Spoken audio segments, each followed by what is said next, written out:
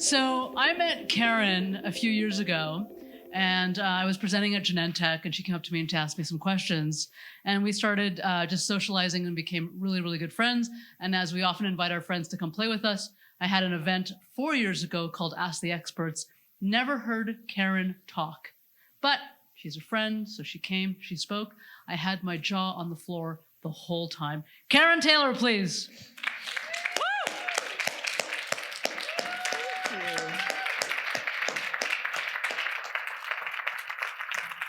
Thank you very much. Thank you, Raj. Thank you very much. So I know that it's getting towards the end of a couple of days, so hopefully you'll enjoy what I'm going to talk about. As Raj said, my name is Carin Taylor. I lead the Belonging and Diversity practice for a company called Workday, which some of you may have heard. I'm going to talk really about the power of inclusion and why I feel inclusion is extremely important and relevant in the context of how we interact and how we engage today. So I'm going to talk a little bit about why diversity matters, why diversity and inclusion matters, why it matters to me as an individual. And then I'm going to talk a little bit about why I think it should matter to you and us in a society. And then I'm going to share just a couple of kind of best practices and some things that I think really resonate in terms of how we do this work a little bit better. So I'm going to start out with telling you a little bit about a personal story and why I do this work. So I worked at a company called Genentech prior to Workday. Prior to Genentech, I worked at a company called Cisco Systems. I spent about 17 years at Cisco. And part of my tenure at Cisco, I had an opportunity to live in Sydney, Australia. I have a daughter named Sydney. I have another daughter who was actually born in Sydney. So you can imagine what it's like in my household sometimes, or when we go visit, how they battle around whose city it really is. But while I lived in Sydney, I had an opportunity to travel all around Asia. I did a ton of travel around Asian countries. And what I realized is that people would react to me very differently based on where I was at. So I would be in China, and China was very interesting. So I'd be in China, people would be riding their bikes, and they'd be staring at me. They'd be staring, and they were fascinated with touching my skin and taking photos of me. And so they'd say, oh, picture. And then all of a sudden I see someone kind of either standing next to me or someone standing, jumping behind me wanting to get into the photo. And I thought, wow, that's really interesting.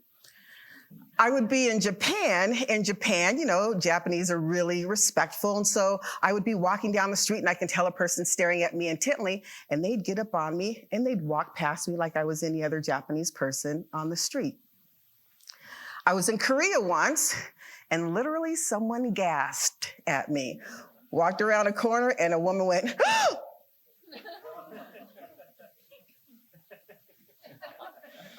And she really stared at me for about that long. And I was like, oh, she must think I'm Whoopi Goldberg. She must think I'm somebody famous, right?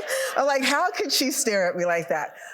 But I share those stories because they really resonate with me in terms of how those experiences really taught me to look beyond the surface of who people were. And it made me much more interested in really finding out and uncovering who people were beyond what they look like. Fast forward a few years, and by the way, this is before I started doing any work around diversity. I'm at a sales conference, typical sales conference, about 150 people in the room. I'm one of about 10 women. I'm one of 2 African Americans, and I'm the only African American woman in the room. And the topic of conversation that day just happened to be diversity. So I'm sitting in the front row, and I'm sitting there looking at this typical looking white executive male talk about diversity. And I sat there, and I kid you not, steam coming out of my ears. Because I sat there and I thought, how can this person be talking to me about diversity? So it was really bothering me, like it was hitting me in the gut. So during a break, I walked up to him. His name was Mike. I said, Mike, look, I'm really sorry, but I can't receive your message. As a matter of fact, I have no idea what he was talking about even today. But I said, Mike, I can't receive your message. And he said, why not? And I said, because of what you look like. And he said, I'm gay. And I'll tell you, it was the first time that unconscious bias really hit me upside the head. But ironically, I didn't realize at that time the impact that this story really had on me. It wasn't until I went home later that afternoon And I was sitting there and I was about to take my first bite of dinner. And all of a sudden, I burst into tears. Because what I realized is that what I had done to Mike, people had been doing to me my entire life. They had been judging me simply by what I look like. And I, in turn, started doing it to other people, right? And so it literally was that day that I said to myself, I will never make another person feel undervalued simply by the way that they look. I share these stories because this is what drives me to talk about and teach people about this world and why it's so important for us to value inclusion, belonging, and equity for all people. So that's a little bit about me. Let me talk a little bit about why, thank you. Let me talk a little bit about why I think it should matter to you and us and a society and your companies. It's really about, so there have been a lot of studies around diversity and inclusion, why it's a business imperative. We want people to make sure that they want to stay within our companies. It creates an opportunity for more innovation and market share. But at the end of the day, what I really want you to focus on is that box in the middle square. If we do diversity and inclusion correctly, we create endless possibilities. Take the 100, 200 or so people in this room. Think about the power of difference that we all bring, how we solve problems, our experiences, where we come from, how that makes us look at solving issues and bringing ideas to front very differently than the person sitting next to you, right? And if you do that correctly and you look at diversity as something that's positive, it actually creates more greatness in the world than it does separation. And ultimately, that's what we want to do. The diversity and inclusion landscape has changed. So I've been doing this work for about 15 years or so. And when I started doing it, it was about compliance. It was about whether or not we had the right number of people within our organizations. This conversation has changed dramatically. Think about how we're talking about diversity today. You're seeing it in sports. You're seeing it in entertainment. You're seeing it in academia. You're seeing it in companies. You're seeing it in the ways that we interact. You're seeing it in schools. Your kids are talking about it. Everybody's talking about diversity, but they're talking about it in a different way. They're not just talking about it in reference to representation and whether or not we have the right number of people. It's evolved, so now we're talking about it in the context of belonging, engagement, inclusion, right? The conversation is changing, which means that the way that we're talking about it today is in a way in which it's impacting many more of us than what it had in the past. This is important because now it's not just about women and people of color. It's also about women and people of color, but it's also about every other demographic, every other person now is starting to often experience how they don't belong. And so now this conversation is really becoming much more relevant to more people than what it had in the past. It is consuming the mind share of our employees, right? Our employees are bringing those external things that are impacting them, whether or not it's social issues, whether or not it's political. They're bringing that stuff into our workplace. And oh, by the way, they're demanding that we help them address these issues, right? People look for great companies to come and work for. It's not just about, oh, let me go out and get a job. It's about, let me go out and get a job at a company in which I can thrive and that cares about the environment and how people thrive within their companies. So that's changing as well. We've certainly made some progress with representation, right? But if you think about it, most of the benefits that have gotten out of diversity have really been for women, right? That's where we've seen a lot of progress being made. In the meantime, there are other demographics and other people that are either left behind or that we're just now starting to talk about in terms of making significant progress. And then lastly, the other thing is that the financial impacts to people leaving companies is actually quite staggering, and I'll talk about that just a little bit. This is a study that was done by a company by the name of the Kapoor Center, and they did what they call a tech leaver study. Why are people leaving the tech industry? And here's what they found. Here's how you kind of read this slide. So That 37% is people who stated that they were leaving because of unfairness and mistreatment in the workplace. So whether or not a person was actively seeking a better opportunity, 15% still said that unfairness and mistreatment was a reason that they decided to leave their company, or that they were deciding to look. So look across that grid. And the interesting thing is, no matter why someone was deciding to leave a company, unfairness and mistreatment actually played a role in how that actually showed up. So how they defined unfair treatment was public humiliation, bullying, others taking credit for their work, all these things that we know we experience. Think about the last time that you actually left a job. Think about the reason. Yeah, there were probably a couple of reasons, but was there a sense of unfairness or a lack of belonging that you could have been experiencing that drove you to leave that company? Okay. Here's the other thing that's really critical about this. This issue is not just impacting certain demographics. It is impacting everyone. White men, white women, Asian men, Asian women, underrepresented minorities, LGBTQ. This issue is impacting everybody who is working in our company. So this is something that we need to be thinking about in terms of how do we retain our employees and how do we create that environment that is going to allow people to want to not just be there, but thrive when they are. So much so, if you didn't care about it before, certainly the leaders of our company should be caring about it, because it's a $16 billion a year issue that we are trying to solve. So this is really impacting, talk about impacting your market share.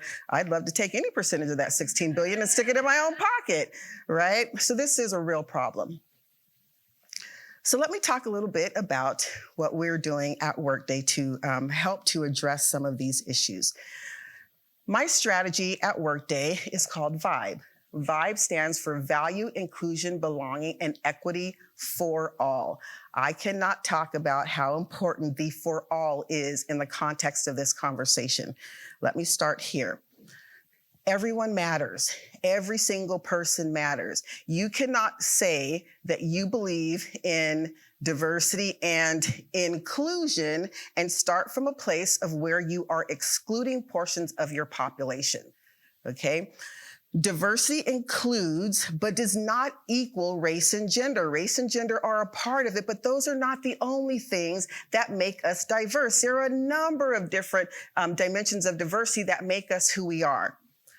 I have defined diversity simply as difference at our company. It is our visible and invisible differences, but everybody is diverse. And I'm going to actually show you what I mean by this. Young man taking a picture in the front, come up here for a second. Yes, you. Give him a round of applause while he joins me. Come on up. Thank you. What's your name? Forrest. Hi, Forrest. Carin, nice to meet you. So let me make this point about the fact that everybody is diverse. The darkness of my skin, it's okay. He won't need to talk. He just needs to stand here and look good. The darkness of my skin is no more or no less diverse than the lightness of Forrest's skin, okay? Forrest's masculinity is no more or no less diverse than my femininity. His height is no more or no less diverse. These are simply different things. It's when we place a value on those words that it changes the meaning and the conversation. When we start to say white is better than black, tall is better than short, women are better than men, no matter how you slice it. When you define that word, it then changes the meaning, and it no longer means that we're living kind of with a level playing field. It's when we simply say, we're different people. Forrest can teach me just as much about diversity as I can to him, because he comes from different experiences, a different background. He's had different life experiences that make him approach things very differently than I do. That's what diversity is all about. It's not about the fact that I'm an African-American lesbian woman. Okay? Thank you so much. Now, in saying that, just because everyone is diverse, because I don't want to water down this conversation, it doesn't mean that equity exists.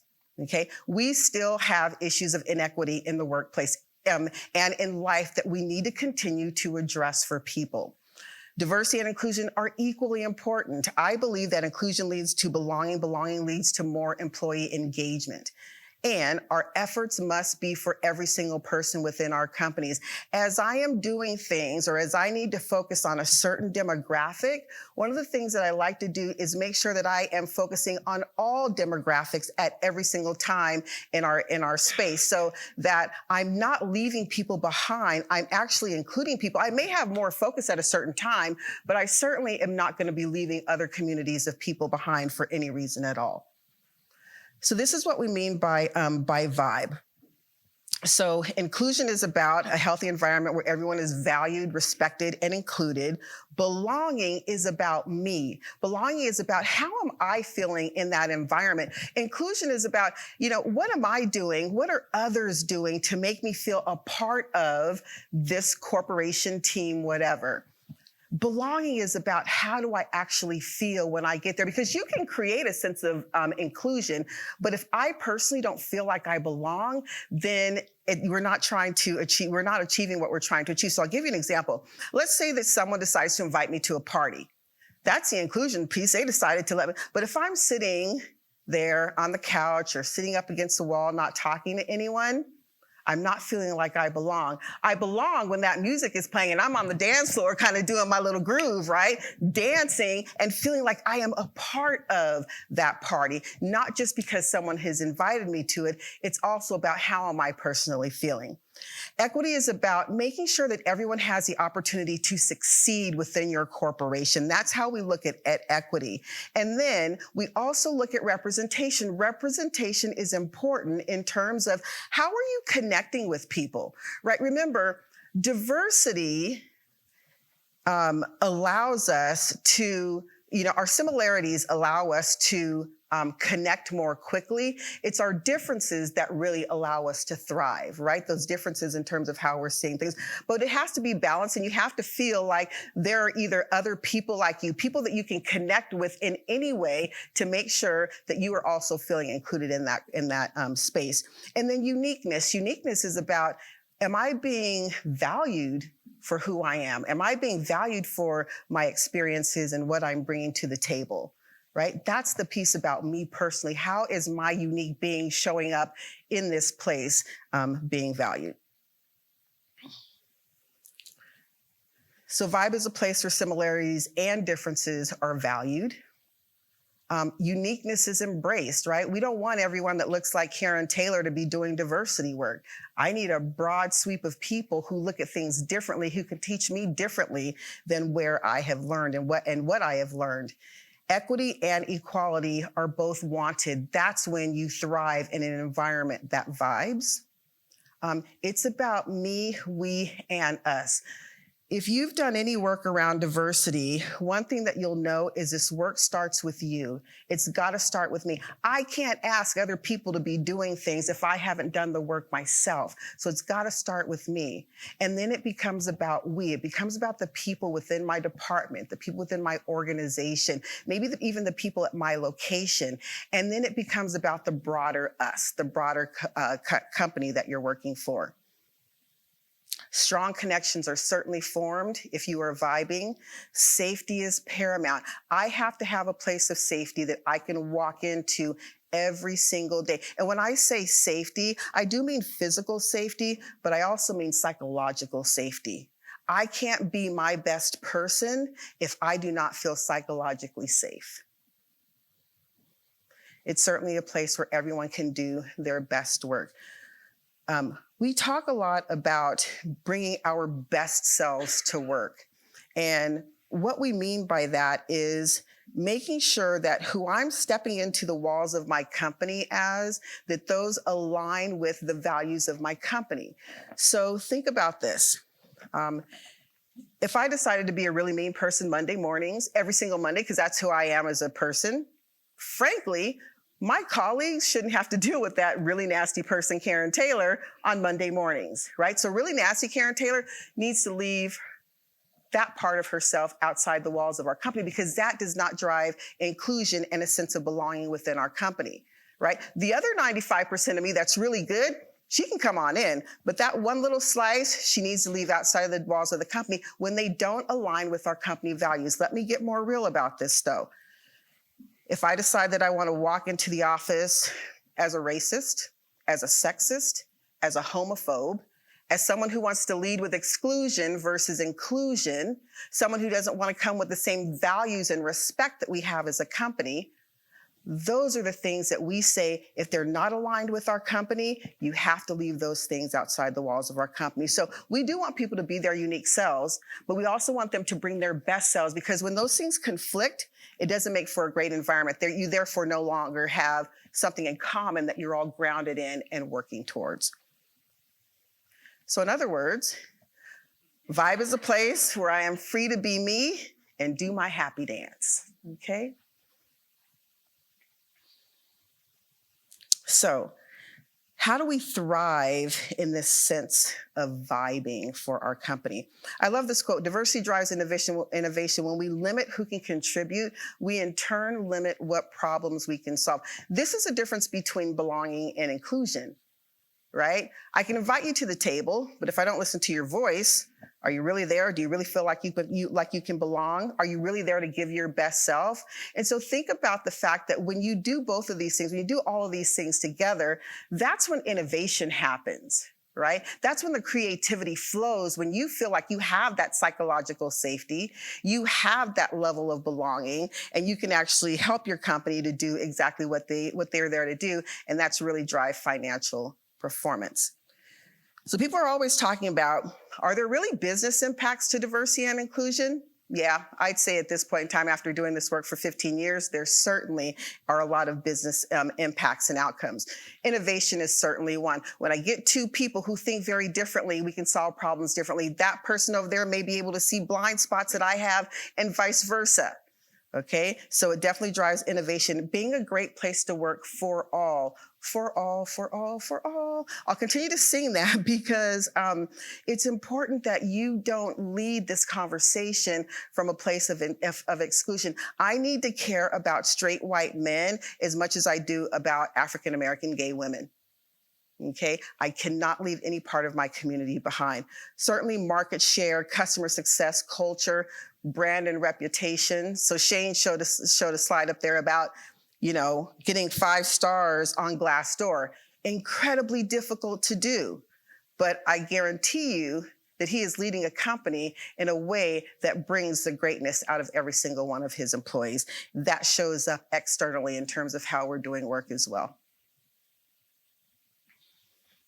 So just a few examples of how we leverage diversity in different parts of the employee life cycle. So certainly, hiring, right? Bringing in diverse candidates, making sure that there are diverse slates, thinking about diversity in a way that isn't always focused on who has the greatest pedigree, but what is your team lacking that you need? That's the diversity that you need to bring into your organization or into a team. It's not just about we all graduated from Stanford, Harvard, or MIT, which some of you have, and you're all fantastic people. There are other really smart people in the world. And when we do that, we limit who we can actually bring into our corporations. And so we've got to broaden how we're bringing in diverse people and what that actually means. We need to look for other ways to think about diversity much more broadly than we are. Certainly development, there are things like mentorship and sponsorship and succession planning that when you put a diversity lens over these processes, it allows you to make sure that everyone is included. Retention, things like pay parity, something that we're all thinking about, right? Are men and women getting paid equally? I had a guy at work tell me one day, I don't believe in diversity and I don't believe in equal pay for women. Oh boy.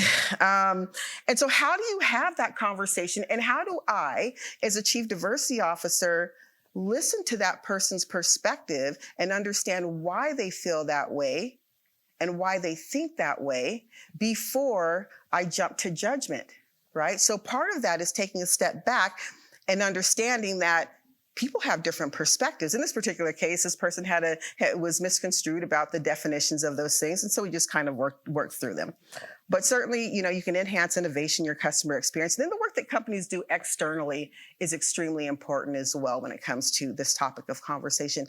At the end of the day, don't worry about this eye chart. All I want you to take away is that this is a maturity model. It is a maturity model starting from stage 1 to stage 5. And all this talks through and helps you understand is that diversity and inclusion is a journey. And I see some people trying to take pictures, but I can't. Yeah, there you go. Is that diversity and inclusion is a journey. No matter where you're starting from, it's a journey. Now, this journey is a little bit complex because it starts with not just you, right? You're going through your own journey. Your team's going through their journey. Your department's going through their journey, and your company is going through their journey. And you may be in various levels along the spectrum in terms of where you are. At the end of the day, it really doesn't matter where you start. Just know that it's a journey. It's not easy work, but you certainly have an opportunity to make an impact when you start the work.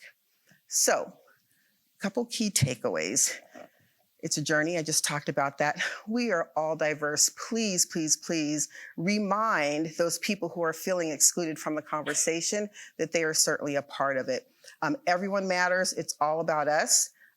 Build a culture where everyone in your culture can succeed. If one person is left out, that's one person who's going to walk out the door, but that one person may have brought your company the very best idea that your company could have ever seen. And then make sure that you are valuing inclusion, belonging, and equity for all. And with that, I am going to play just a little video.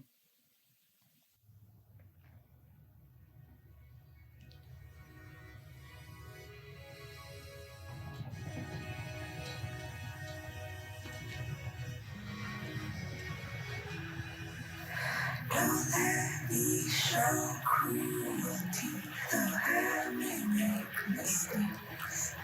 Don't let me show ugliness, though I know I can hate. And don't let me show evil, though it might be all I take. Show me love, show me love, show me love. I got a crick in my neck, limp in my step, cramping in my muscles every time I try to flex. But I don't want to get up. It's when I said no more, all that I could do was remember you. You don't know how you usually stay down, but if you throw me love, I'll throw you some more. Don't let me show cruelty, though I may make mistakes. Don't let me show ugliness, though I know I can hate. And don't let me show evil, though it might be all I take. Show me love, show me love, show me love.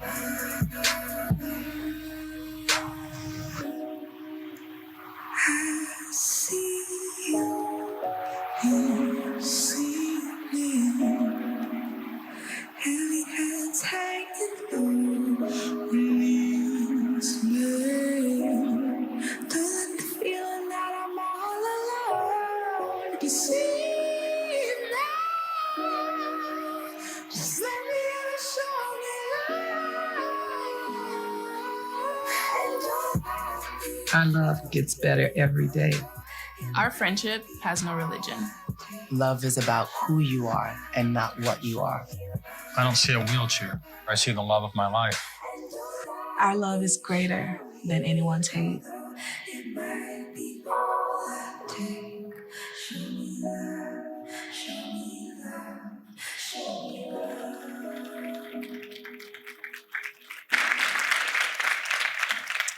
So I leave you with this. Think about what you can do to help that person sitting next to you, whether or not it's a teammate, a family member, someone that you don't even know. At the end of the day, we all want to feel like we are a part of something bigger. So I simply leave you with, what can you personally do to make sure that the person next to you feels like they are in a place where they are valued for inclusion, belonging, and equity? Thank you. Thank you.